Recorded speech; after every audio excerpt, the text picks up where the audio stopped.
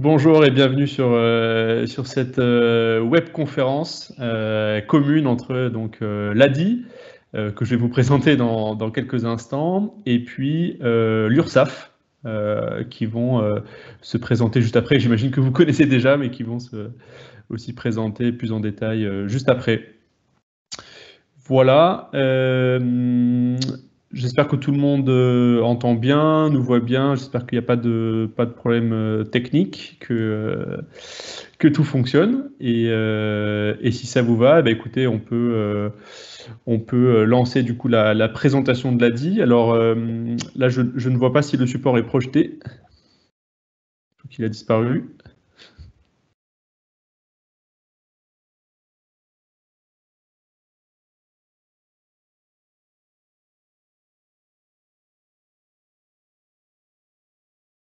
Un petit instant.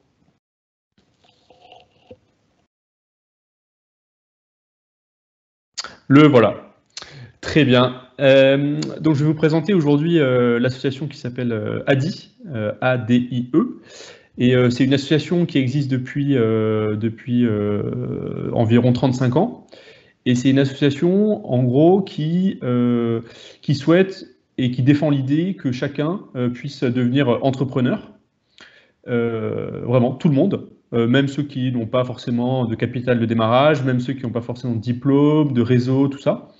Et pour les aider à devenir entrepreneurs, on fait deux choses principalement. Du financement.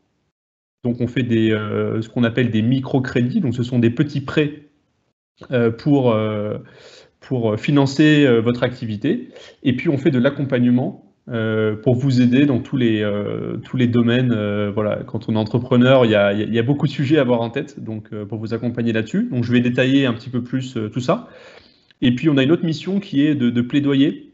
Donc on fait beaucoup de prévention, notamment auprès de toutes les instances publiques, pour que le travail indépendant soit reconnu à sa juste valeur, et notamment autant que le travail salarié.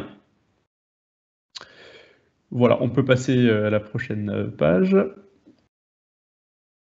Merci Sandrine. Donc voilà, on finance toutes sortes d'entrepreneurs, hein. On finance absolument tous les secteurs, tous les types de projets, toutes les formes juridiques. Il y a pas de restriction. Donc là, on vous a mis quelques exemples des personnes qu'on a financées et accompagnées récemment. Donc voilà, quelques exemples. Oumar qui s'est lancé dans la restauration, Ida qui s'est lancée plutôt en tant qu'indépendante dans tout ce qui est juridique, la pâtisserie, l'artisanat, le commerce. Voilà, on finance vraiment tout type de projets, de secteurs, de statuts juridiques. Voilà. Alors, je reviens à ce que je disais tout à l'heure. Donc, on fait à la fois de l'accompagnement et du financement. Ce qui est très important, c'est de savoir que nous, on s'adresse quand même à des personnes dont le projet est très bien avancé. Et même, non, vous pouvez revenir à la page précédente, pardon Sandrine, ouais.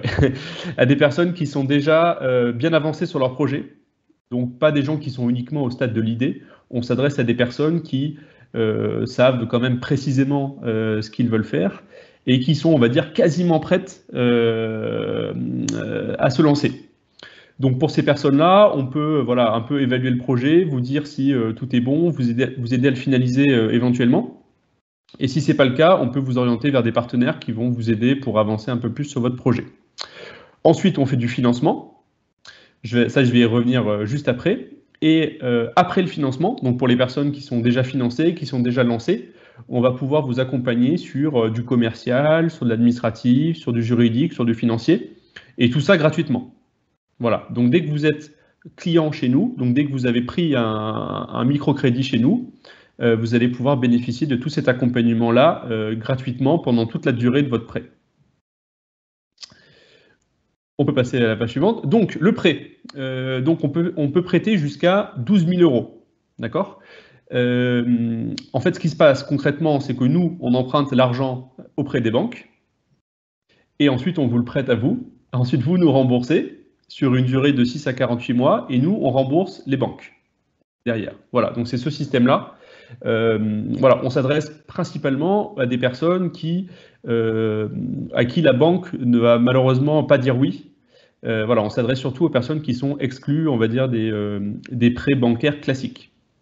Et du coup, les banques nous font quand même confiance à nous en nous prêtant de l'argent, et nous, ensuite, on va le prêter à des personnes voilà, avec nos critères, des personnes à qui on fait confiance, des personnes avec qui avec qui on sent que ça va bien se passer. L'unique condition, c'est qu'il faut une caution, donc c'est une personne physique, donc ça peut être un ami, un parent, frère, sœur, parent, etc. Le conjoint s'il est salarié. Et avec cet argent-là, vous allez pouvoir financer du stock, de la trésorerie, des loyers pour un local, un véhicule, du matériel, de l'équipement. Voilà, tout est possible dans la limite de ces 12 000 euros-là. Et on peut passer à la dernière page. Donc, comment est-ce qu'on obtient un microcrédit chez nous? Alors, c'est assez simple, hein. Vous allez sur adi.org et vous allez pouvoir prendre rendez-vous dans une de nos 25 agences d'Île-de-France. Donc, on est dans toutes à peu près partout, hein, Seine-et-Marne, les Yvelines, Val-de-Marne. Voilà, on a des agences absolument partout. Voilà, et donc ensuite le jour du rendez-vous, vous allez venir voilà, avec quelques documents, mais il n'y a pas beaucoup de documents, et vous allez discuter avec votre conseiller de votre projet, de votre situation personnelle, voilà, de tout un tas de choses. Ça dure à peu près 1 heure. Et ensuite, tout simplement, vous attendez, vous avez une réponse sous les 2 semaines maximum. Et si la réponse est positive, quelques jours plus tard, vous obtenez les fonds sur votre compte. Voilà.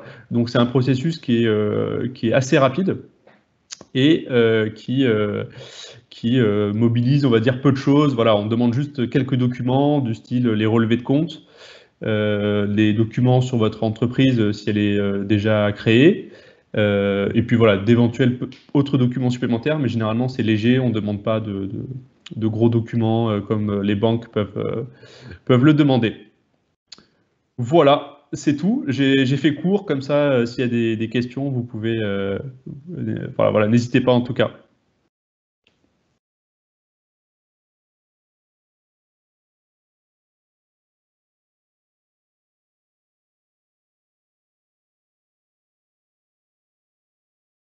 Et je cède la parole du coup à l'URSSAF.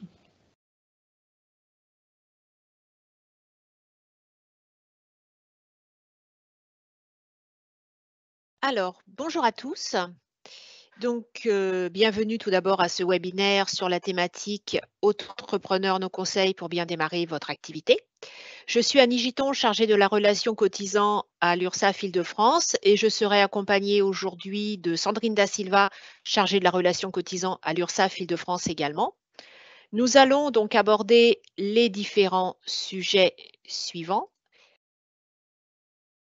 Alors, tout d'abord, l'émission de l'URSSAF, vos formalités de création d'entreprise, le statut auto-entrepreneur et ses principes de base, l'ACRE, comment déclarer et régler vos cotisations, les cas de sortie du dispositif, la protection sociale, nos services et comment nous contacter et comment s'informer également. Nous allons donc maintenant débuter la présentation. N'hésitez pas à poser vos questions dans la zone de chat prévue à cet effet. Nous y répondrons et il y aura également un temps d'échange prévu à l'issue de la présentation. Je vous souhaite donc un bon webinaire à tous. Alors, tout d'abord, avant-propos. Donc, vous avez au niveau de l'URSSAF une offre qui s'appelle « Mes premiers mois avec l'URSSAF ». Cela va vous permettre d'avoir un accompagnement personnalisé et gratuit pour tout savoir sur vos droits et vos démarches. Donc, une lettre d'information mensuelle ainsi que des notifications aux principales étapes du parcours vous est adressée. Et cela donc va vous permettre de prévenir toute difficulté qu'il pourrait y avoir dans la réalisation de vos démarches. On propose également des webinaires sur différentes thématiques et une offre de rendez-vous avec un conseiller dédié. Donc, le parcours d'accompagnement dure 9 mois si vous êtes auto-entrepreneur, 15 mois si vous êtes travailleur indépendant, donc hors statut auto-entrepreneur. Pour en savoir plus sur cette offre ou vous inscrire directement à la lettre d'information et pour être accompagné donc dans les premiers mois, vous avez l'adresse ci-dessus, ursaf.fr, mes premiers mois. Ensuite, quelles sont nos missions? Donc, nous avons plusieurs missions. Donc là, les 3 missions principales, assurer le financement de la protection sociale au quotidien, garantir l'équité des droits sociaux entre tous les acteurs économiques. Et on a également un rôle d'accompagnement donc pour les employeurs et les entrepreneurs pour tout ce qui est bénéfices, développement économique et social.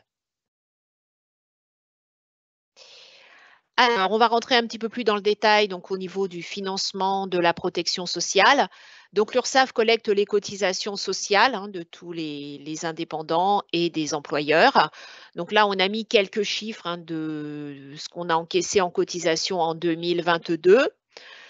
Et on a également un rôle de redistribution puisqu'on collecte vos cotisations sociales, mais après, il faut qu'elles soient, ces cotisations, redistribuées pour permettre aux organismes qui versent les prestations sociales de pouvoir les verser en contrepartie. Donc là, on cite quelques organismes puisqu'il y en a environ 930. Donc on a l'assurance maladie, l'assurance retraite, les allocations familiales, donc la CAF, et l'UNEDIC, donc qui, eux, sont chargés en contrepartie de reverser les prestations auprès des bénéficiaires. Alors également, pour vous informer, pour que vous sachiez à quoi servent les cotisations que l'on collecte, donc là, vous avez une petite présentation des différentes cotisations collectées. Donc, la majorité des cotisations correspond à tout ce qui est santé. Ensuite, on a la retraite, la famille, l'assurance chômage, etc. Je ne vais pas toutes les citer, mais voilà, ce qu'il faut savoir, c'est que ce que vous voyez à l'écran, c'est ce qui est collecté au niveau des cotisations par l'URSSAF. Si vous voulez avoir plus d'informations à ce sujet, vous avez un site qui s'appelle à quoi servent les cotisations.ursaf.fr.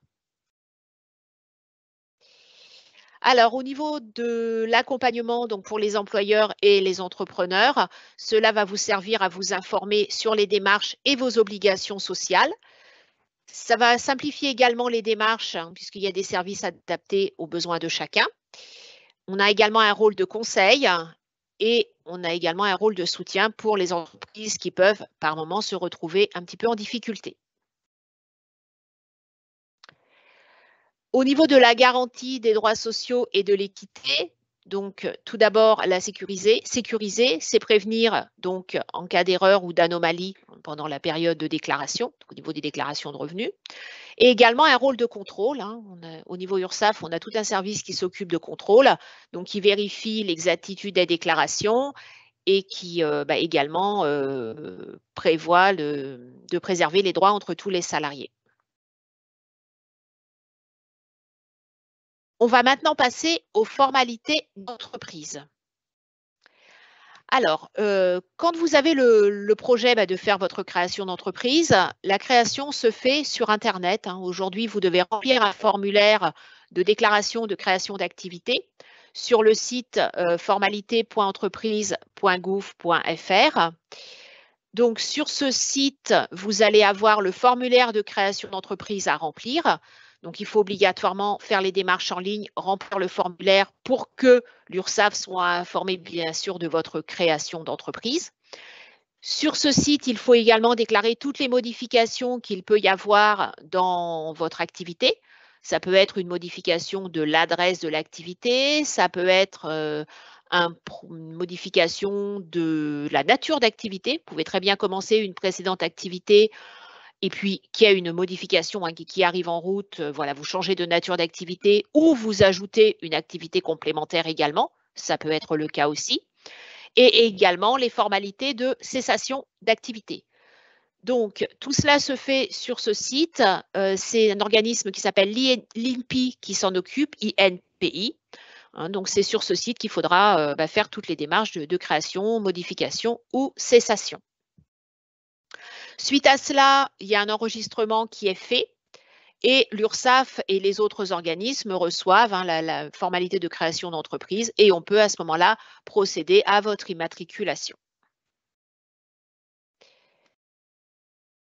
Ce qu'il est important de noter également, c'est qu'il y a certaines activités donc, qui sont soumises à des obligations supplémentaires. Donc, tout ce qui est activité artisanale, vous devez justifier d'une qualification professionnelle. Et il y a également une assurance professionnelle qui peut être obligatoire en fonction de l'activité exercée. Donc, pour tout cela, vous pouvez vous renseigner sur le site service-public.fr pour voir si vous serez soumis à ces obligations complémentaires. Donc, une fois que vous avez fait tout cela, vous recevez donc de notre part le document comme quoi on vous a immatriculé. Et je vais laisser maintenant la parole à ma collègue Sandrine qui va vous parler donc du statut auto-entrepreneur. On va rentrer un petit peu plus dans les détails et ses principes de base. Oui, bonjour. Est-ce que peut-être répondre à la question qu'on a ratée? Alors, C'est pour Jules. oui, alors il y a une question pour Jules, effectivement, qui vient d'être posée il n'y a pas très longtemps, qui demande quel est le taux que vous exercez pour le prêt au niveau de l'ADI. Est-ce qu'il y a un taux? Oui, alors, comme je le disais, il y a effectivement un taux d'intérêt puisque, on emprunte nous-mêmes, l'argent, aux banques et que, les banques nous le font malheureusement, pas gratuitement. Malheureusement, je ne peux pas vous répondre en fait parce qu'il y a, une multitude, une infinité de possibilités selon là où vous résidez, selon votre projet, et en fait, on a plein de produits, à taux zéro, des primes, qui vont venir en fait diluer notre taux d'intérêt. Donc, dans certains cas, vous allez pouvoir avoir 50% à taux zéro et 50% à notre taux. Voilà. Donc, voilà. Dans le pire des cas, on a un taux qui est à 9,87. Voilà. Mais c'est très rare qu'on soit à ce taux-là, puisque généralement il y a une partie, à taux zéro. Voilà. Sachant que dans ce taux-là, dans ce prix-là, tout est compris, y compris l'assurance du prêt, y compris, voilà. Ce qui fait que généralement, quand on compare avec les banques, même si le taux de 9,87 fait peur en soi, on est à peu près sur le même ordre de grandeur en termes de coût du crédit. J'espère que j'ai répondu à votre question.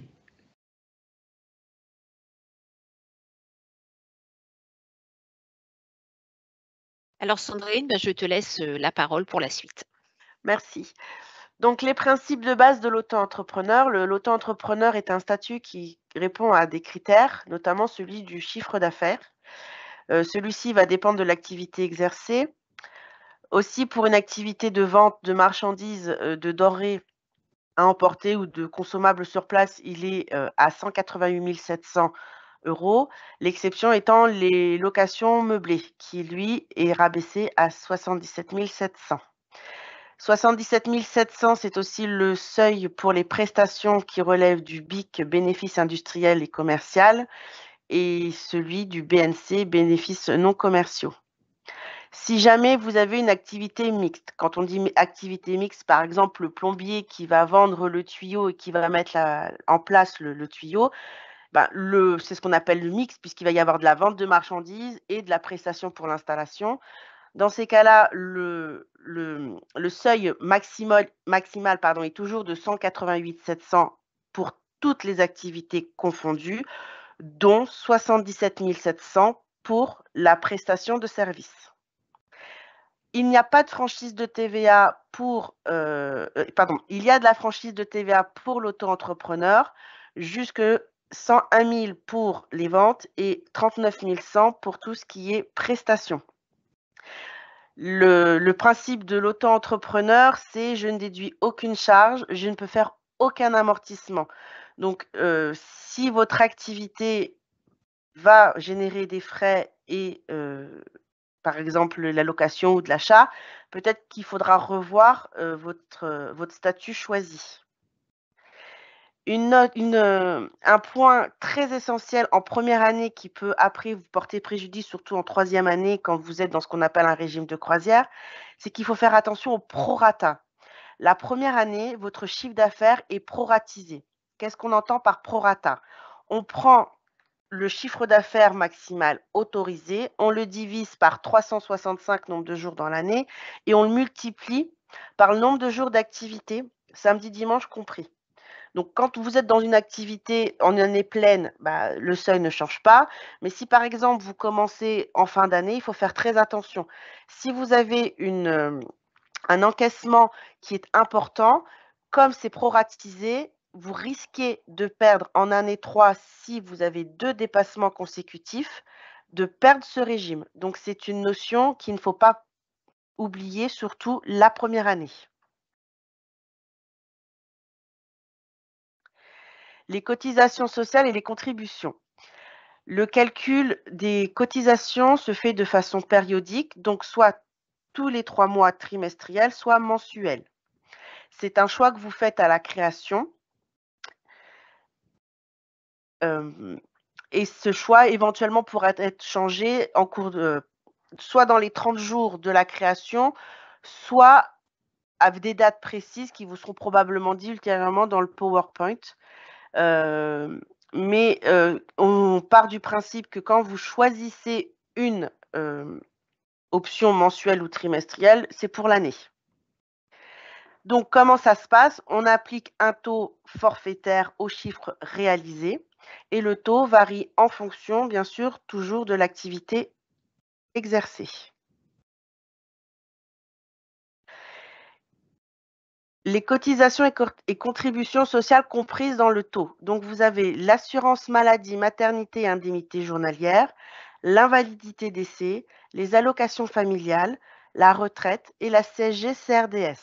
Ça, c'est les cotisations et contributions sociales. Vous avez également une contribution à la formation professionnelle dont le taux dépend encore ici de votre activité. Ah, il y a une question. Donc 10% pour les commerçants, 20% pour les professions réglementées et non réglementées et 30% pour les artisans. Depuis septembre, c'est mon entreprise qui déclare mes cotisations.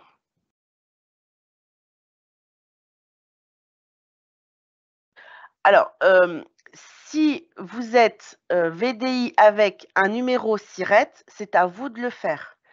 Si vous êtes VDI un peu avec un statut régime général, un peu comme le sont les ventes, les dames qui vendent les boîtes en plastique ou qui vendent des produits de beauté, vous n'avez rien à faire puisque vous n'avez pas de SIRET.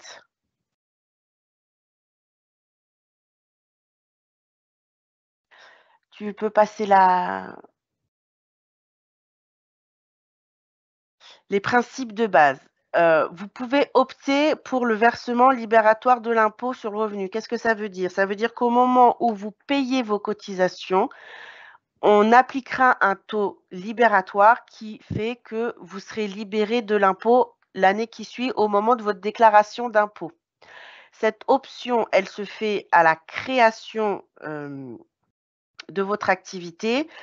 Si vous vous trompez dans votre création, vous pouvez, dans les 3 mois qui suivent votre déclaration, la modifier. Ou alors, c'est avant le 30 septembre d'une année N pour une prise d'effet en N+1. Ce versement libératoire, l'option, elle est soumise à condition de revenu fiscal. Il ne faut pas excéder 27 478 € par part du quotient familial en 2022. Donc, si vous êtes tout seul, votre revenu fiscal de référence, donc c'est celui qui est mentionné sur votre avis d'imposition, ne doit pas excéder 27 478. Si votre revenu fiscal est composé de plusieurs parts fiscales, dans ces cas-là, il faudra multiplier ce chiffre par le nombre que vous avez sur votre avis d'imposition. Vous pouvez effectuer vos simulations sur impôt.gouv.fr.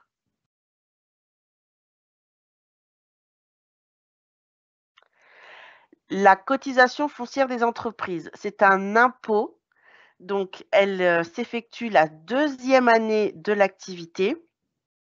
Son montant varie en fonction du lieu d'implication et il existe une exonération si votre chiffre d'affaires en 2022 était inférieur à 5 000 €.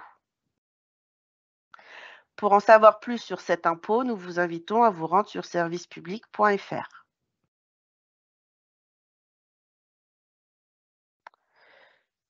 Bon à savoir. Alors, il y a quelques principes de base, notamment si votre chiffre d'affaires annuel est supérieur à 10 000 € 2 années consécutives, alors on parle toujours en année civile, vous devez ouvrir un compte dédié à votre activité. Alors, on dit un compte dédié, il n'est pas forcément professionnel, mais tout ce qui rentre sur ce compte devra être d'origine de votre activité auto-entreprise. Vous devez indiquer sur tous vos documents des éléments, donc le numéro de facture, le numéro de commande, ainsi que le compte bancaire dédié à votre activité professionnelle. Il faut qu'il y ait votre nom et votre prénom, ainsi que devant ou derrière la mention entrepreneur individuel ou EI.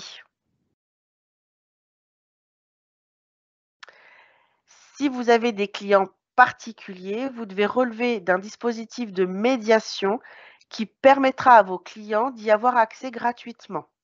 Vous devez choisir ce médiateur, car en cas de litige, vos clients, c'est vers eux qui vont s'adresser.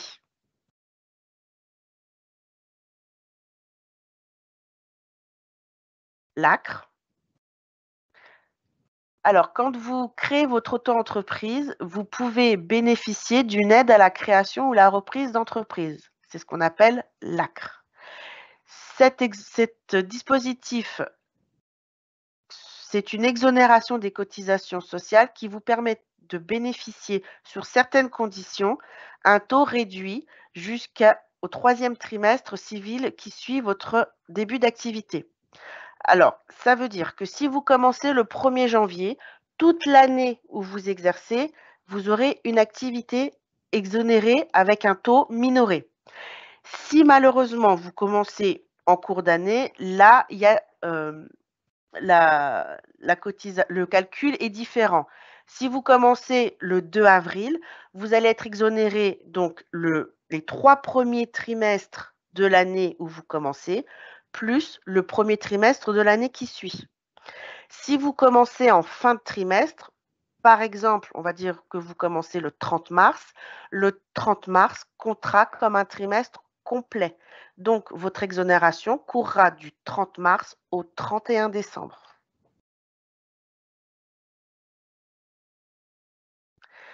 Donc là, vous avez les différents taux. Donc, vous avez les taux pleins qui sont complètement à droite. Donc, pour la vente, c'est 12,3. Prestations de services commerciales ou artisanales relevant du BIC, 21,20. L'autre aux prestations de services qui, eux, dépendent des BNC, c'est 21,20. Vous avez la location de meublés de tourisme, c'est 6%. Et enfin, la location de meublés de tourisme relevant de la CIPAV, 6% également. Ces taux sont ramenés à 6,20 pour l'achat-revente, si vous avez l'ACRE, à 10,6 pour les prestations de services commerciales et artisanales, 10,6 pour autres prestations de services BNC, 12,10 pour les prestations libérales qui relèvent de la CIPAV. La location des meubles tourisme, c'est 3%. Et la location de meublés de tourisme classés relevant de la CIPAV, 3,30. La contribution... Ah. Excusez-moi. Donc, pour bénéficier de l'ACRE, il faut répondre à un certain nombre de critères, à un critère parmi un nombre d'autres critères. Entre autres, vous avez demandeur d'emploi indemnisé, demandeur d'emploi non indemnisé mais inscrit au moins 6 mois en France au cours des 18 derniers mois. Pour les bénéficiaires du RSA, les jeunes de 18 à 25 ans révolus, les bénéficiaires de l'allocation solidarité spécifique ou ASS, un jeune de moins de 30 ans non indemnisé ou non reconnu handicapé, et enfin le jeune de moins de 30 ans non indemnisé car ne remplissant pas la condition de durée d'activité antérieure pour ouvrir des droits. Une personne ayant conclu un contrat d'appui au projet d'entreprise, remplissant l'une des conditions ci-dessous, Le salarié ou une personne licenciée d'une entreprise en redressement, liquidation judiciaire ou sauvegarde qui reprend toute ou une partie de l'entreprise. Personne créant ou reprenant une activité implantée dans un quartier prioritaire de la politique de la ville.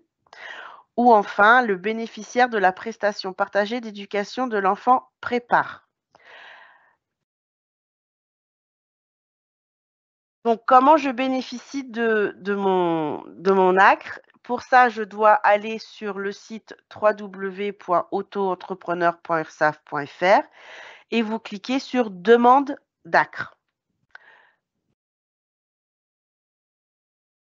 La demande d'ACRE, donc en fait, quand vous allez aller sur ce demande d'ACRE, vous allez avoir un formulaire à télécharger et à remplir. Et ensuite, en dessous, vous aurez transmettre ma demande d'ACRE. Et là, vous devez transmettre votre demande d'ACRE, accompagnée des documents nécessaires. La demande d'ACRE peut donner lieu à un refus dans les cas suivants. Vous avez déjà bénéficié de cette aide dans les 3 années précédentes. Ce délai s'apprécie à compter de la cessation du bénéfice de l'ACRE au titre d'une activité passée. Si, par exemple, vous avez commencé une activité en 2021 et que vous l'arrêtez en 2022, que pour cette activité, vous avez déjà bénéficié de l'ACRE, si vous reprenez une activité en 2024, vous ne pourrez pas en bénéficier. Autre situation qui donne lieu à un refus, c'est si vous êtes en situation d'une reprise d'activité identique suite à une radiation. Donc, si vous avez un changement de code APE et que pour votre première activité, vous n'avez pas bénéficié de l'ACRE, ça ne s'applique pas. En revanche, si vous avez cessé votre activité pour laquelle vous n'avez pas bénéficié de l'ACRE et que vous voulez en reprendre une, il faut attendre toujours une année civile complète d'interruption. Si vous avez arrêté en cours d'année 2023, vous serez éligible à l'ACRE uniquement à partir du 1er janvier 2025. Il faut que toute l'année 2024 ne soit pas en activité pour pouvoir répondre à ce critère.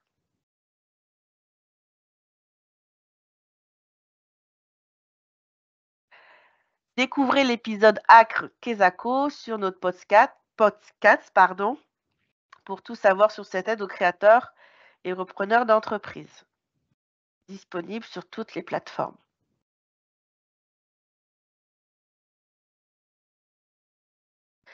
Annie, je te rends la main. Oui, merci Sandrine.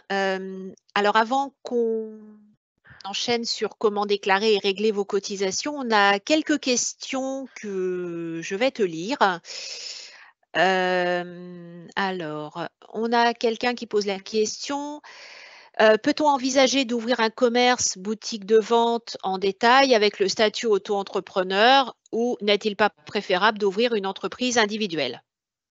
Alors, tout va dépendre de vos charges en fait. Mais si vous avez un local à louer, si vous avez beaucoup d'achats, si vous avez donc de la TVA pour laquelle vous allez pouvoir faire le principe de je recouvre et je déduis ma TVA, si vous allez devoir acheter du matériel et aussi employer quelqu'un, l'auto-entrepreneur n'est pas un statut qui pourra vous permettre d'exercer pleinement votre activité. L'auto-entrepreneur, c'est pour des activités pour lesquelles vous n'avez très peu, voire pas du tout de frais de fonctionnement. Ce qui, dans votre cas, je pense, ne sera pas le cas. Alors ensuite, on a une autre question qui concerne les locations de meublés de tourisme. Il y a quelqu'un qui demande s'il est possible d'opter pour ce statut dans le cas de location de meublés de tourisme dans une partie de l'habitation principale. Alors là, il faudrait plutôt vous adresser au service juridique, puisque là, je n'ai pas la réponse tout de suite. On peut noter la question et éventuellement y répondre ultérieurement, mais le plus simple dans votre cas, c'est vous pouvez aller sur le site www.ursaf.fr, nous contacter, nous envoyer un email dans lequel vous posez votre question et nos services juridiques vous répondront avec tous les éléments. Alors, une autre question. Une personne qui est au chômage mais qui ne touche pas d'allocation, car elle a démissionné pour se consacrer à sa création de projet, est-ce que je peux quand même demander l'ACRE?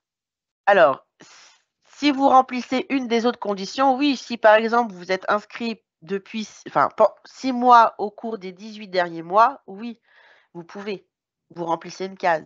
Si vous avez entre 18 et 25 ans, vous pouvez, puisque là aussi vous et en fait, vous pouvez être inscrite au chômage, sans être, indemnisée, mais les conditions que je vous ai énoncées, elles ne sont pas cumulatives. Il faut en répondre au moins une pour pouvoir bénéficier de l'ACRE. Alors, une précision également, il y a quelqu'un qui demande si au niveau des taux de cotisation, on parle bien de cotisation sociale. Oui, quand on parle des taux, donc les 12, les 21, et cetera, ça recouvre les cotisations d'assurance maladie, indemnité journalière maternité, la CSG-CRDS, la cotisation retraite, j'en ai oublié une, et les allocations familiales. Ça, c'est les taux. Ensuite à ça, vous devez rajouter la contribution à la formation professionnelle. Donc, en fonction de votre activité, 0,10, 0,20, 0,30. Et si vous optez pour le versement libératoire, là, il y aura une troisième ligne pour le versement libératoire de l'impôt. Alors, autre question, quelqu'un qui veut faire son lancement d'entreprise, qui voudrait débuter début mai, qui demande combien de temps avant on doit, faire les démarches de création? Est-ce qu'il y a un Alors, délai ou pas?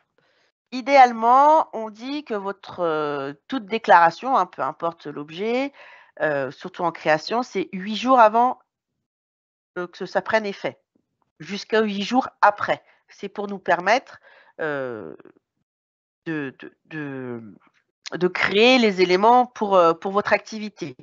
Donc si vous commencez le 1er mai, on va dire que vous pouvez commencer déjà, vers le mi-avril à faire votre déclaration sur le site, www.inpi.fr.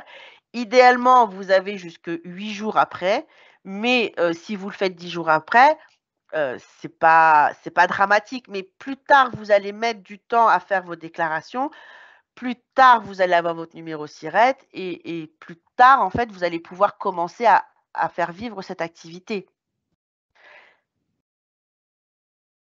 Alors, autre question, est-ce que tu peux réexpliquer la durée d'exonération de l'ACRE en fonction de la date de création d'entreprise? Alors, c'est le trimestre où vous commencez plus les 3 qui suivent. Donc, si je commence un 1er janvier, c'est idéal puisque c'est le 1er trimestre, donc janvier, février, mars et les 3 qui suivent, donc je suis exonérée jusqu'au 31 décembre de l'année de création. Maintenant, si je commence le 1er mars, ma période du 1er mars au 31 mars, c'est ma première période et donc je serai exonérée également jusqu'au 31 décembre, même si je commence en fin de trimestre. La personne qui veut commencer le 1er mai sera exonérée, donc mai, juin, un trimestre, juillet, août, septembre, deuxième trimestre, octobre, novembre, décembre, troisième trimestre, janvier, février, mars, le troisième trimestre qui suit, donc quatrième trimestre. Donc, elle sera exonérée jusqu'au 31 mars 2025. Alors, Je ne sais pas si j'ai été claire. si, je pense. Alors, il y a quelqu'un qui pose une autre question. Comment faire pour rencontrer un conseiller dédié dans le cadre de l'accompagnement URSSAF? Alors, 2 choses. Normalement, quand votre, espace URSSAF est créé, vous allez recevoir un lien, un mail qui vous dit, dans le cadre de vous pouvez prendre rendez-vous pour être suivi. Sinon, vous pouvez, quoi qu'il arrive, être reçu dans un des centres d'accueil si vous avez besoin d'un rendez-vous physique, sachant que l'offre d'accueil s'est aussi étendue aux appels téléphoniques et aux webcams. Là, c'est tout simple, vous allez sur notre site www.ursaf.fr, nous contacter, vous prenez un rendez-vous.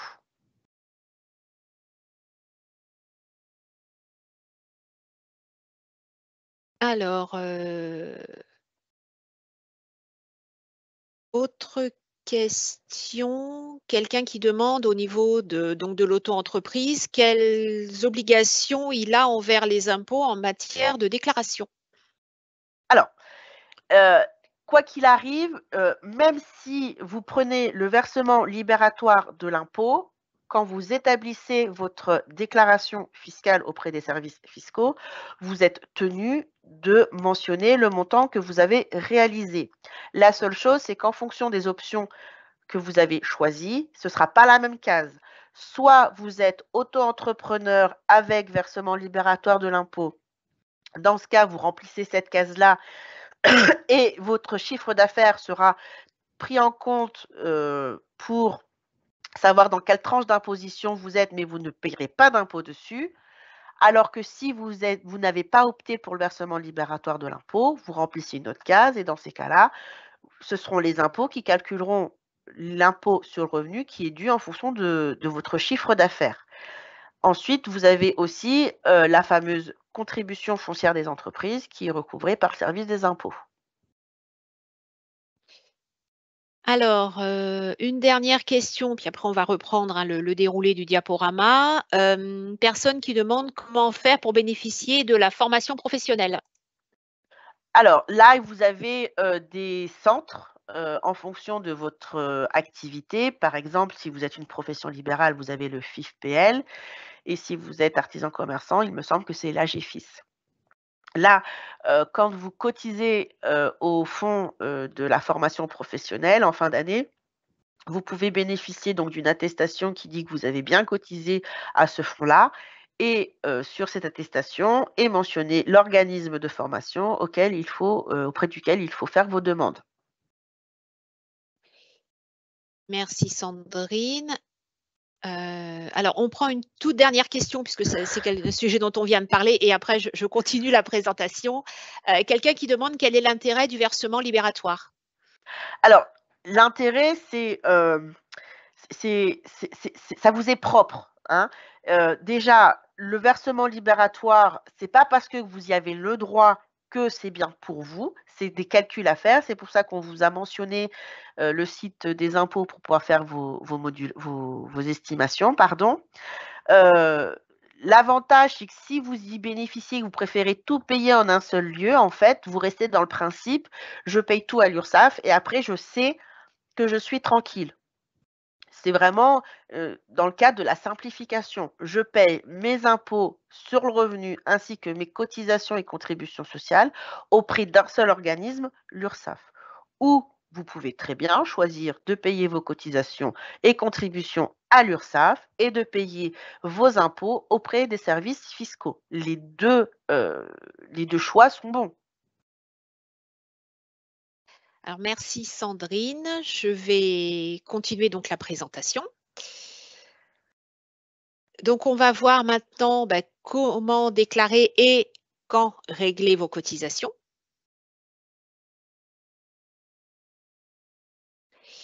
Alors, depuis le 1er janvier 2019, vous avez une obligation de réaliser vos déclarations et vos règlements de manière dématérialisée. Donc, le principe, faut créer un compte en ligne sur notre site auto-entrepreneur.ursaf.fr ou sur l'application mobile gratuite. Vous aurez donc accès à un espace sécurisé qui va vous permettre de faire vos démarches en ligne, donc effectuer les déclarations et les règlements, télécharger des attestations et avoir accès à vos informations personnelles et pouvoir les gérer également. Alors, le principe, donc là, on vous a mis à l'écran une impression du site, hein, pour la création pour créer votre compte en ligne, pardon. Donc là, ça se décompose en deux parties. Soit vous avez déjà un compte, donc ça c'est la partie de gauche, hein, de ce que vous voyez à l'écran. Donc vous rentrez votre numéro de sécurité sociale ou votre adresse mail ainsi que le mot de passe et vous cliquez sur Me connecter. Si vous n'avez pas encore de compte, donc ça se situe dans la partie à droite de l'écran. Donc vous rentrez votre numéro de SIRET, votre numéro de sécurité sociale, vous cliquez sur Continuer et vous allez avoir accès donc à toutes les informations qu'il faudra rentrer pour pouvoir créer votre compte en ligne. Donc, au niveau des informations qu'il faudra rentrer, il faudra mettre une adresse mail, bien sûr, un numéro de téléphone, et ensuite vous recevez un lien pour personnaliser votre mot de passe. Ensuite, vous aurez accès donc à diverses informations sur votre compte. Donc là, on a pris un exemple de l'écran de bienvenue quand vous vous connectez sur votre compte. Donc là, dans notre exemple, on informe la personne qu'elle aura une déclaration à faire donc au 1er février. On indique également qu'il y a 4 déclarations à régulariser. Donc ça, c'est dans la partie gauche là, de l'écran. Et on lui indique également que ces paiements sont à jour. Vous pouvez aussi consulter le calendrier de vos échéances. Donc là, dans notre exemple, on indique à la personne qu'elle pourra faire sa déclaration du mois de décembre 2021 à partir du 1er janvier. C'est toujours une fois le mois terminé, bien sûr, et on lui laisse jusqu'à la fin du mois en question pour pouvoir faire la déclaration. Dans la troisième partie donc, de notre écran, on a une capture d'écran de la déclaration de chiffre d'affaires. Donc, vous devez rentrer votre chiffre d'affaires sur la ligne qui correspond à votre activité. Donc, si vous faites de la vente, c'est dans l'activité vente de marchandises. Si vous faites des prestations de services commerciales ou artisanales, c'est sur la ligne prestations de services. Le principe, vous rentrez le chiffre d'affaires, le calcul se fait tout seul, ainsi que vous pourrez également valider le paiement, mais ça, on va voir ça un petit peu plus tard dans la présentation. Vous pouvez également sur le site générer des attestations. Donc, au niveau de votre activité, il peut vous être demandé à certains moments de fournir des attestations. Donc, attestation de vigilance, c'est une attestation qui dit que vous êtes à jour des cotisations et des déclarations de revenus. Des attestations de formation professionnelle, générer des justificatifs de vos déclarations pour des démarches administratives et plein d'autres documents que vous pourrez récupérer en ligne. Donc voilà, là on en cite quelques-uns. Donc sachez que vous aurez accès à tout cela via votre espace personnel. Alors, quand faire vos déclarations? Donc ça c'est important, que vos déclarations soient faites dans les délais impartis. Donc si vous optez pour la périodicité trimestrielle, donc je vous rappelle qu'au niveau de la périodicité, c'est quelque chose que vous choisissez quand vous faites votre création d'entreprise. Vous devez choisir donc déclarer au trimestre ou mensuellement. Donc, je vais prendre un exemple du premier trimestre 2024, puisqu'il va se finir dans un mois. La personne qui a une activité et qui a choisi de déclarer au trimestre, pour le premier trimestre 2024, pourra faire sa déclaration sur le site entre le 1er et le 30 avril. Si vous avez opté pour la périodicité mensuelle, donc pour le mois de mars, c'est entre le 1er avril et le 30 avril également. Donc, il faut toujours attendre que la période soit échue et à partir de ce moment-là, c'est là où vous pouvez aller sur le site et faire votre déclaration. On laisse toujours les 30 jours du mois suivant pour pouvoir faire les formalités. Alors, attention à ne pas déclarer le cumul de chiffre d'affaires dans la déclaration attendue. Alors, je vais m'expliquer un petit peu. Donc, je viens de vous dire qu'il fallait faire une déclaration, que vous aviez un délai pour faire vos déclarations. Il est possible à un moment donné que vous vous retrouviez, notamment au tout début d'activité, avec 2 déclarations à remplir. Pourquoi? Parce qu'il y a un délai légal au tout début de l'activité de 90 jours qui s'applique automatiquement pour pouvoir faire vos déclarations, ce qui permet aux indépendants de ne pas se retrouver avec tout de suite des déclarations à remplir et tout de suite des cotisations à payer. Ce délai, il est obligatoire et il est incompressible.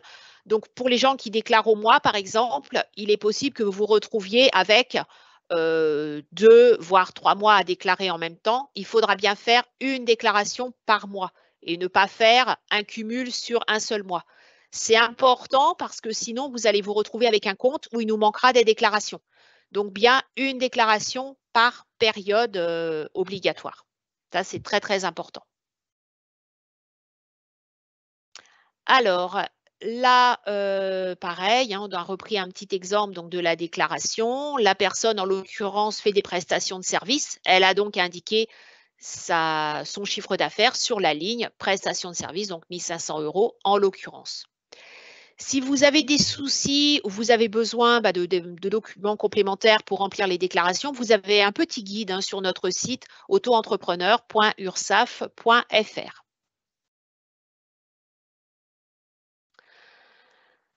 Donc, si vous craignez de rater une échéance, ne vous inquiétez pas, sur le compte en ligne, vous avez accès à un calendrier personnalisé qui va vous indiquer donc toutes les dates d'échéance. Pour avoir accès à ce calendrier, il faut aller sur déclarer et payer et là, vous avez accès à votre calendrier de cotisation et d'échéance de déclaration, pardon. Alors, ce qu'il est important de retenir, c'est que vous devez déclarer donc le chiffre d'affaires brut. Vous n'avez pas de déduction possible. Vous ne déduisez absolument aucun frais, aucun achat de marchandises. Vous devez déclarer ce que vous avez encaissé sur la période ou le mois où vous l'avez encaissé. C'est-à-dire que dans certaines activités, vous pouvez vous retrouver à faire une facture et puis le client va vous payer 2 mois, 3 mois après, ou même 6 mois plus tard, éventuellement, ça peut arriver. Il faut déclarer sur le mois où vous avez encaissé votre argent. Parce que sinon, vous allez vous retrouver avec des cotisations qui vont être émises sur un chiffre d'affaires que vous n'aurez pas encore touché. Ça risque de poser des problèmes, de payer des charges sur quelque chose qui n'a pas encore été encaissé. Si le chiffre d'affaires est nul, vous indiquez 0 dans la colonne chiffre d'affaires, tout simplement, et dans ce cas-là, vous n'aurez pas bien sûr de cotisation à payer. En cas d'absence de déclaration, l'attestation de vigilance ne pourra pas être délivrée. Ça, c'est important de savoir. Et c'est pour ça que je reviens sur quelque chose que je vous ai dit tout à l'heure. C'est important de respecter le calendrier de déclaration prévu, de façon à ce que, à chaque fin de mois ou de trimestre, vous ayez fait la déclaration de la période passée. Parce que si vous avez besoin d'un justificatif ou d'une attestation, ça posera problème s'il nous manque des éléments. Autre chose aussi que je voulais vous préciser, quand vous déclarez votre chiffre d'affaires en ligne, vous pouvez également générer le télépaiement et ça, on va y revenir un petit peu plus tard dans la présentation. Voilà, donc au niveau des paiements, vous avez le choix entre 2 modes de paiement, le télépaiement ou le paiement par carte bancaire. Donc le télépaiement, vous y adhérez en ligne et il va vous permettre d'être prélevé de votre cotisation à la date d'échéance. Donc vous aurez juste à rentrer les coordonnées bancaires et à la date d'échéance, vous serez prélevé automatiquement de la cotisation. C'est un mode de paiement par contre qui est exclusif. Une fois que vous l'avez mis en place, vous n'aurez plus accès au paiement par carte bancaire. Donc, soit vous optez pour le télépaiement et voilà, vous le validez avec chaque déclaration, soit vous optez pour le paiement par carte bancaire, mais vous ne pourrez pas basculer de l'un à l'autre, l'un ou l'autre mode de paiement. Alors, une impression écran, donc comment régler les cotisations. Donc là, dans notre petit exemple, la personne a cliqué sur paiement par carte bancaire, ensuite elle clique sur payer. Donc, on voit qu'elle a un paiement de cotisation de 112 €. Donc, ça, c'est le calcul qui a été fait de manière automatique. Si vous optez pour le télépaiement, ce sera juste au-dessus, paiement par télépaiement. Et c'est là où vous rentrez votre IBAN et vous pourrez faire le télépaiement en ligne également.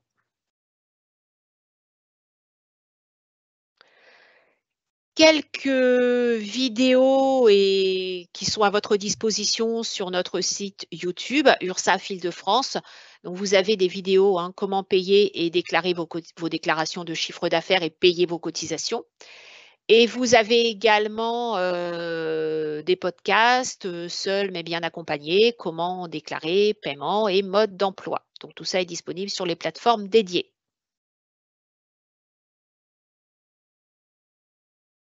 Alors, on va voir également les cas de sortie du dispositif.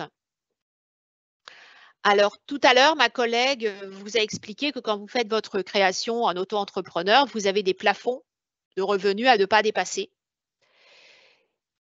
Donc, ce qu'il faut savoir, c'est que si vous dépassez les plafonds de chiffre d'affaires pendant 2 années consécutives, vous serez obligatoirement obligé de changer de statut. Vous pouvez également changer de statut à votre demande si vous choisissez de basculer dans un régime réel d'imposition. Vous sortirez également du dispositif auto-entrepreneur si vous avez un chiffre d'affaires à 0 pendant 24 mois consécutifs ou 8 trimestres civils consécutifs. Et si vous décidez de cesser votre activité. Donc, il vous est possible à tout moment, voilà, vous faites votre création auto-entrepreneur et puis vous décidez de cesser l'activité.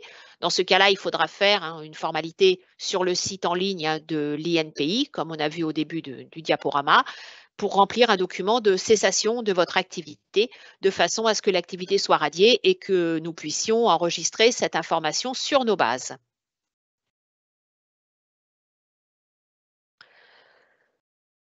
Donc, je pense qu'on a quelques questions avant de passer à la protection sociale. On va prendre quelques questions. La première question, bonjour madame, quand faut-il créer son espace? J'ai essayé et pour le moment, il ne reconnaît pas mon numéro SIRET. Alors, vous pourrez créer votre espace sur le site auto-entrepreneur.ursaf seulement lorsque vous aurez reçu le courrier de notre part qui dira que vous êtes inscrite au niveau de l'URSSAF. Parce qu'en fait, il faut que vous soyez référencié sur nos bases pour que vous puissiez créer votre compte en ligne. Tant que vous n'avez pas reçu le courrier URSSAF où il y a dessus l'attestation d'affiliation ainsi que le numéro de SIRET, n'essayez pas de créer le compte en ligne, ça ne passera jamais. Donc, ce qu'il faut savoir, c'est qu'au niveau du délai, entre le moment où vous faites votre création sur le site et le moment où nous, on valide votre immatriculation, il peut s'écouler jusqu'à 1 mois et demi. Donc, voilà, n'hésitez pas à revenir vers nous si ce délai est passé et que vous n'avez pas encore eu le courrier d'affiliation. On pourra à ce moment-là voir si on a bien reçu déjà le flux de création et puis relancer le service pour que ce soit validé. J'ai une question qui dit aussi bonjour, pardon. Est-ce que c'est obligatoire de remplir un formulaire pour la deuxième activité parallèle? Alors oui, à partir du moment où vous faites une création d'entreprise, donc vous êtes inscrit pour une activité que vous avez déclarée. Si vous faites un ajout d'activité secondaire ou si il y a un changement de nature d'activité, vous devez obligatoirement faire la modification sur le site parce que il faut que toutes les activités que vous exercez soient référencées en cas de contrôle. Et puis, s'il y avait eu un changement de nature d'activité, il y aura un changement de numéro de SIRET également qui sera fait et éventuellement un changement de code APE auprès de l'INSEE. Donc oui, c'est important que toutes les activités soient bien stipulées. Et je pense qu'on avait déjà répondu aux autres. D'accord, je vais te laisser la parole, Sandrine, pour enchaîner sur la protection sociale.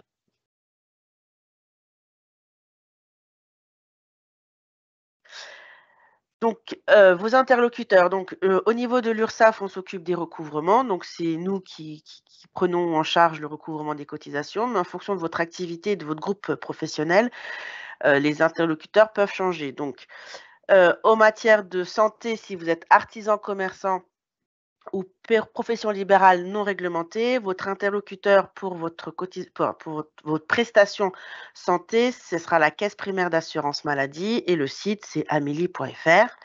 Et pour vos prestations retraite, donc c'est l'assurance vieillesse sur l'assurance-retraite.fr. Si vous êtes une profession libérale qui relève de la CIPAV, en matière de recouvrement des cotisations, nous resterons donc votre interlocuteur. Pour la maladie, ça restera amélie.fr, la caisse primaire d'assurance maladie. Par contre, en ce qui concerne les prestations retraite, là, il faudra aller sur le site lacipav.fr.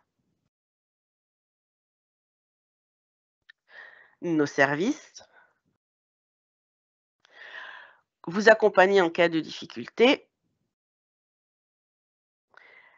Une difficulté pour régler vos cotisations sociales en raison d'un problème de trésorerie, vous pouvez demander un délai de paiement. Cette démarche s'effectue directement via votre espace sécurisé www.autoentrepreneur.ursaf.fr. Vous allez dans Messages, Nouveaux messages, Paiement, demander un délai de paiement et vous formulez votre demande. L'action sociale. En fait, si vous êtes dans une situation de difficulté, vous pouvez solliciter des aides qui sont mises en place. Donc, vous avez l'assurance maladie qui vous donne accès à des aides. Excusez-moi. Et vous avez aussi l'assurance retraite qui peut vous accompagner. Là, il suffit d'aller sur leur site.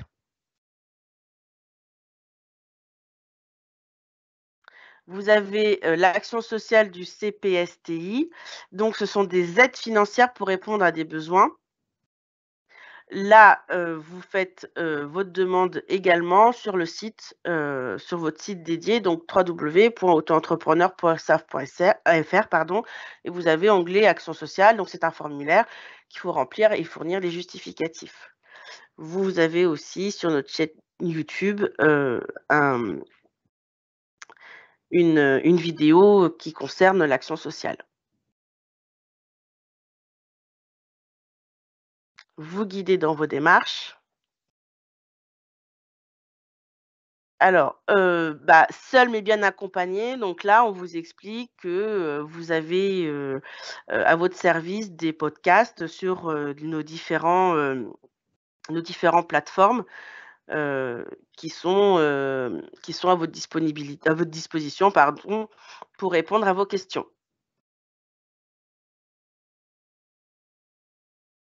Donc vous avez aussi la chaîne YouTube URSAF, où vous avez des conseils, des vidéos, donc il suffit de vous abonner.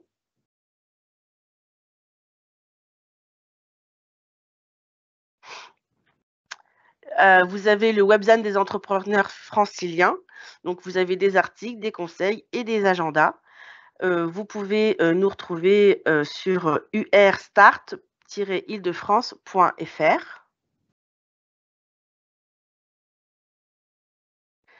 Et vous avez des webinaires, donc ce sont des webinaires thématiques et pédagogiques pour sécuriser l'accomplissement des démarches sociales de chaque catégorie des usagers. Donc là, aujourd'hui, vous suivez un webinaire, mais il en existe plusieurs. Et vous pouvez les retrouver sur île-de-france.ursaf.fr ou vous pouvez aussi également retrouver les replays. Je te repasse la main pour celui-là. Oui, merci Sandrine. Donc, on va voir maintenant comment nous contacter et comment s'informer. Donc, au niveau des URSAF, vous avez la possibilité de prendre un rendez-vous sur contact.ursaf.fr. Donc, au niveau du rendez-vous, ça peut être un rendez-vous au téléphone, en visioconférence ou en présentiel dans un de nos 9 centres d'accueil.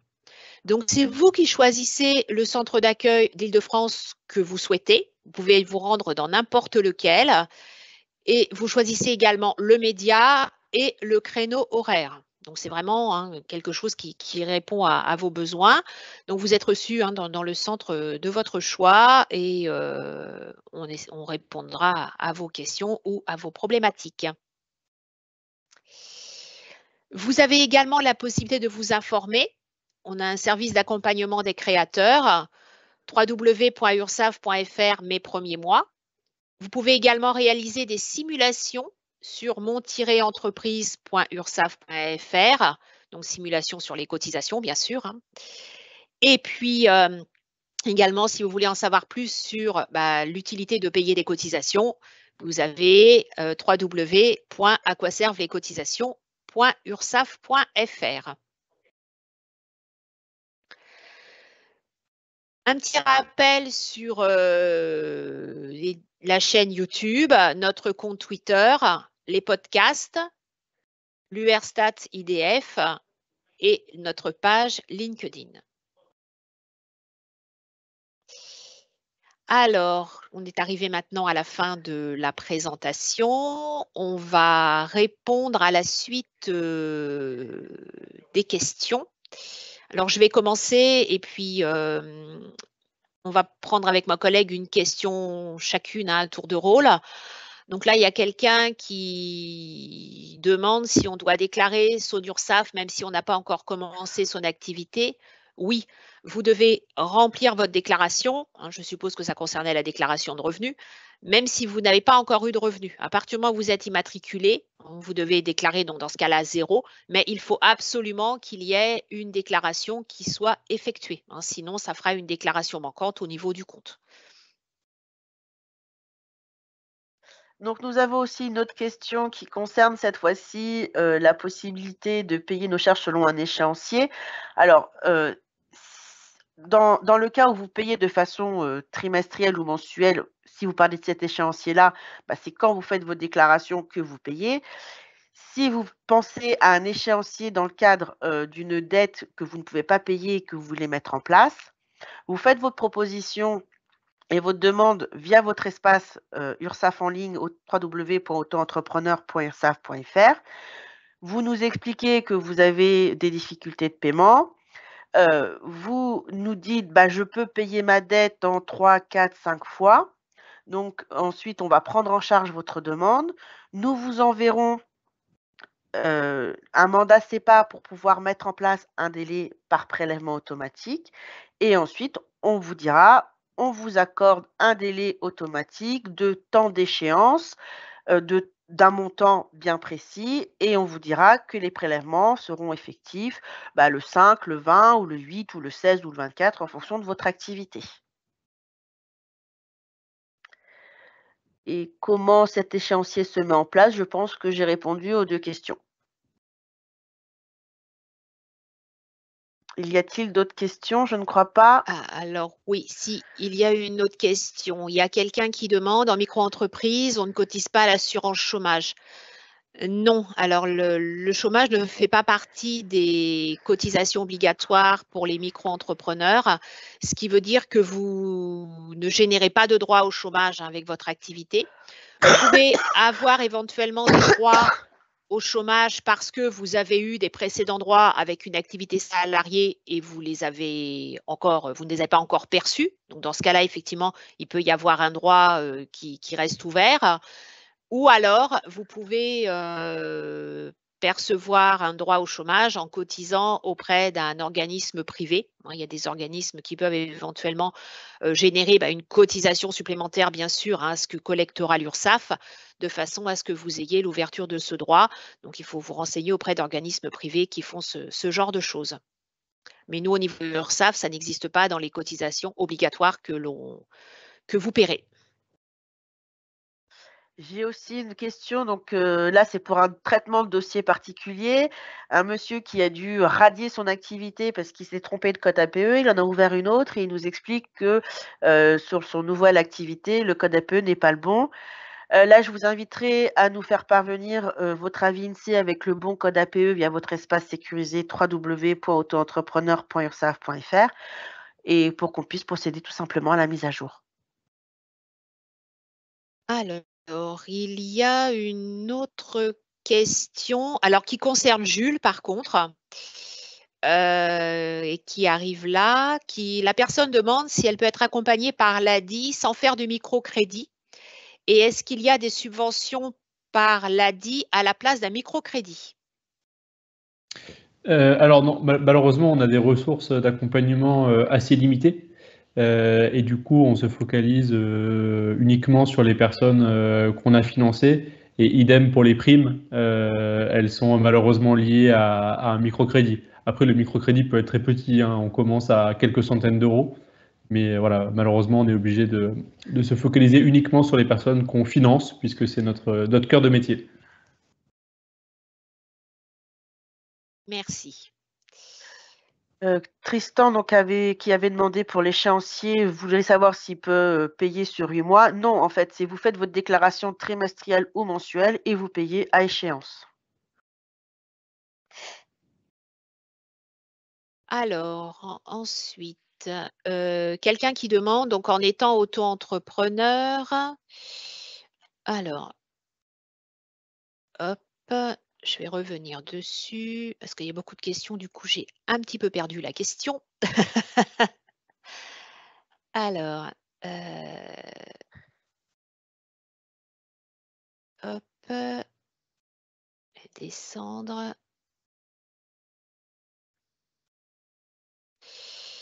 Alors, quelqu'un qui dit: «Voilà, je vais démarrer très lentement la première année. Est-ce qu'il n'y a pas moyen de bénéficier de l'ACRE en N+1 une fois l'activité vraiment bien lancée?» Non. Alors au niveau de l'ACRE, comme vous a expliqué ma collègue, l'ACRE commence à partir de la création d'entreprise. C'est-à-dire que si vous vous créez une activité et puis pendant les premiers mois ou même la première année, vous n'avez pas de revenus du tout, c'est-à-dire vous avez généré un chiffre d'affaires à zéro, l'ACRE n'est pas reportable, hein. Une fois l'année écoulée, l'ACRE sera terminé et après vous aurez les pourcentages de cotisation sans aucune réduction. Il n'y a pas de possibilité de reporter l'ACRE sur l'année suivante. Alors, mon entreprise est créée depuis le 3 janvier. Je suis inscrite sur le site URSSAF, mais je n'ai toujours pas reçu mon CABIS et donc mon numéro SIRET n'est pas encore reconnu. Alors là, il faudrait voir si vous avez votre numéro SIRET, est-ce qu'il a bien été délivré par l'INSEE. Si la réponse est oui, je vous invite à envoyer la copie de votre lettre de création et votre SIRET sur le site www.ursaf.fr en nous contactant, nous envoyant un mail pour qu'on puisse voir si votre espace a bien été créé. En général, les espaces sont créés entre 6 à 8 semaines. Donc, vous n'êtes pas encore trop en retard, mais il vaudrait peut-être mieux, en effet, s'assurer que toutes les conditions sont optimales pour qu'on puisse vous ouvrir cet espace. Alors, on a quelqu'un qui pose aussi une autre question. Donc, si je souhaite débuter mon activité le 1er janvier, il aurait été préférable de m'inscrire à l'INPI. Oui, bien sûr, c'est toujours sur le site de l'INPI, la création, fin décembre. Et deuxième question, s'ils envisagent de déménager, cela aura-t-il des répercussions en termes de délai administratif concernant le changement de région? Alors, effectivement, après, s'inscrire fin décembre à la place du 1er janvier, ça dépend si vous êtes bénéficiaire de l'ACRE ou pas. Si vous n'êtes pas bénéficiaire de l'ACRE, ça n'a pas d'impact, hein. Vous ferez, ça va être transparent pour vous. Par contre, effectivement, s'il y a l'ACRE, ce sera un petit peu différent. Donc voilà, il faut voir si vous êtes bénéficiaire de l'ACRE ou pas à ce niveau-là. Et ensuite, la deuxième question, si vous déménagez, il y aura un transfert à l'URSSAF correspondant. Donc, il faudra sur le site de l'INPI noter la nouvelle adresse de l'activité, la nouvelle adresse personnelle également, si elle a également été modifiée. Si le dossier reste en Île-de-France, le compte reste géré par nous, on changera juste l'adresse et il ne va rien se passer. On changera également il y aura également un nouveau SIRET qui sera attribué, ça c'est normal. Par contre, s'il y avait un changement de région, dans ce cas-là, on modifiera les coordonnées au niveau de l'adresse et on fera un transfert à l'URSSAF correspondant donc à la nouvelle adresse et les collègues se chargeront de vous réinscrire en région et de modifier également le numéro de SIRET aussi.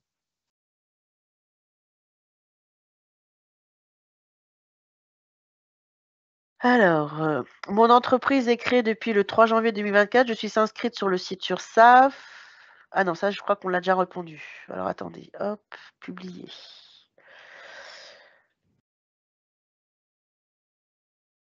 Alors, il y aura une personne qui nous dit, qui est arrivée en retard et elle voudrait savoir si elle pourra avoir le support. Alors, il me semble qu'il était prévu déjà de mettre ce webinaire en replay, si je ne me trompe pas. Est-ce que quelqu'un pourrait juste me confirmer? Et il me semble que la présentation sera disponible aussi en version PDF. Oui, c'est ce qui était prévu, Sandrine. Je vais en parler dans la conclusion. Ah, pardon. Oui, je confirme. Je confirme, c'est prévu. Oui. Puis-je obtenir l'ACRE quelques mois après? Alors, après ou 1 an après, donc là, je crois qu'on y a déjà répondu. La réponse est non. L'ACRE, c'est à la création, donc c'est au moment où vous créez, plus les 3 mois les 3 trimestres qui suivent. Donc en fait, on dit, en général, on disait pour une durée de 12 mois, mais c'est vraiment le trimestre où vous commencez plus les 3 qui suivent. C'est vraiment comme ça qu'il faut le calculer.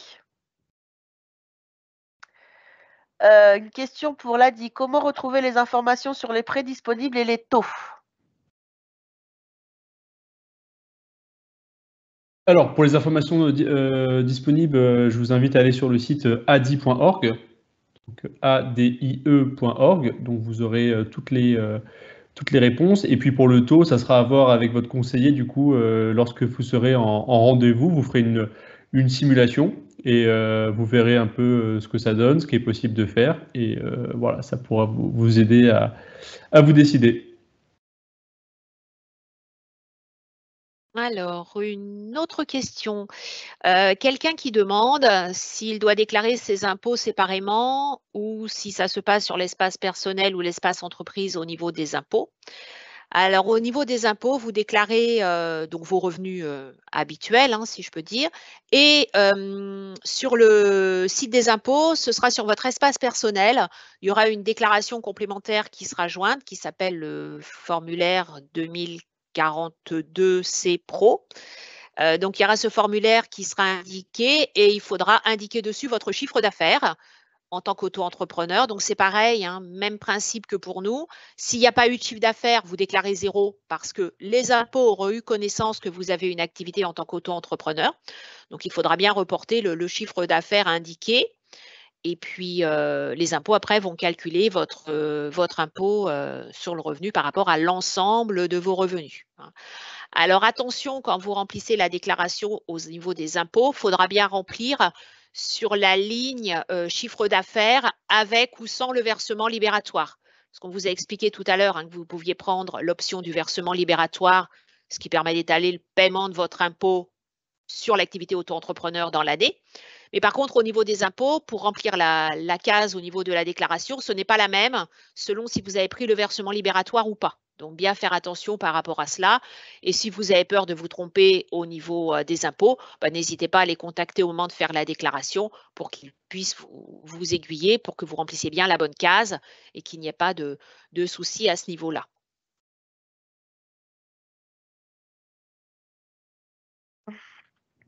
Alors, Tristan qui nous repose une question, c'est vraiment de la gestion au cas par cas.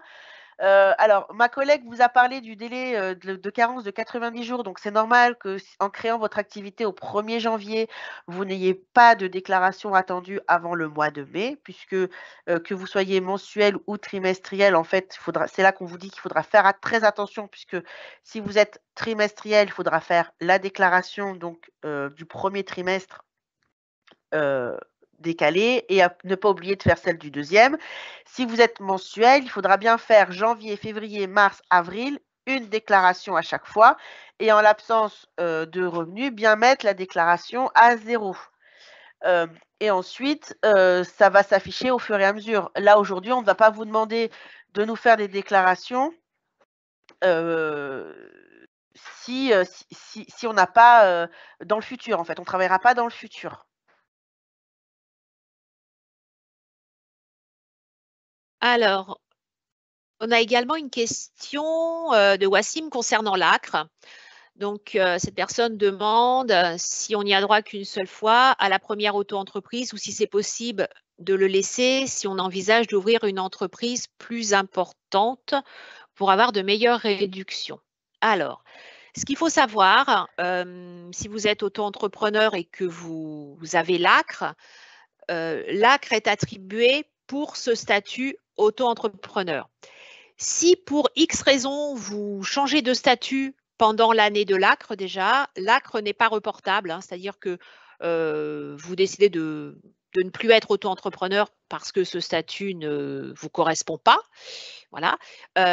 Sur la nouvelle entreprise, vous ne pourrez pas obtenir l'ACRE, ce ne sera pas possible. L'ACRE est attribué pour le compte auto-entrepreneur. Voilà, donc il ne sera pas possible de le reporter pour une autre entreprise. Et si par contre, vous avez déjà eu une auto-entreprise avec l'ACRE et que vous avez déjà, que cette entreprise a été fermée et que vous avez recréé une autre auto-entreprise, c'est pareil. Il faudra laisser s'écouler hein, les délais qu'on a mentionnés tout à l'heure, que vous retrouverez dans le diaporama que vous pourrez revoir en replay. Hein, il y aura des délais pour pouvoir reformuler une demande d'ACRE en, bien sûr, remplissant les conditions qu'il faut. Puisque, je vous rappelle hein, que pour pouvoir bénéficier de l'ACRE, il faut remplir certaines conditions qu'on a listées tout à l'heure.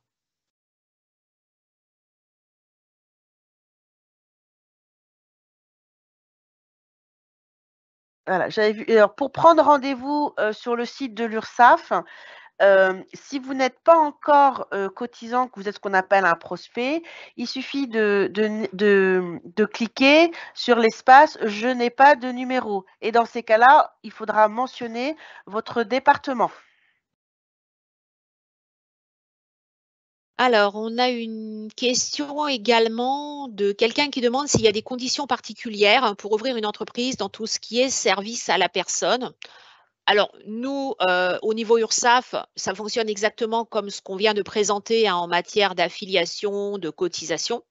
Par contre, il faut voir, notamment, là, vous parlez d'aide. Alors, tout ce qui est aide administrative, non, il n'y aura rien de particulier. Si après, il y avait d'autres aides apportées pour les seniors, je pense notamment tout ce qui est service à la personne. Parfois, il y a des aides pour habiller les gens, pour aider les gens à s'habiller ou d'autres aides. Dans ce cas-là, je pense qu'il faut une assurance supplémentaire. Hein, donc, renseignez-vous à ce propos-là. Mais effectivement, tout ce qui est aide administratif, non, vous pouvez créer votre entreprise et puis voilà, il n'y a pas de choses particulières. Ça ne change pas de ce qu'on vient de présenter actuellement.